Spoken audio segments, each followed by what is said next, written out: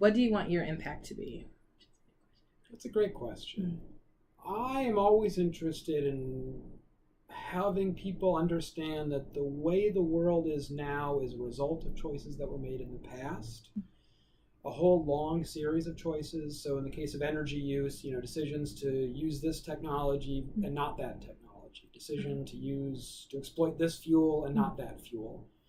And I think what I try to convey to people, especially to students, is that those choices could have been different. This is what we historians would call contingency, right? That a set of choices were made, but it could have been otherwise. The world could have very easily looked very different than it does today.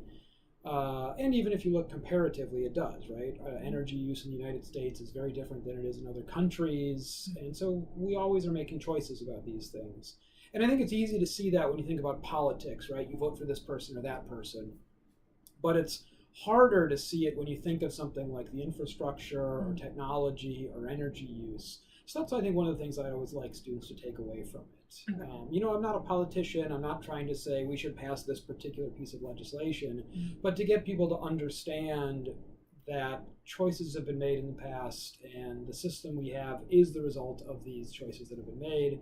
And by implication, very different choices could be made if we want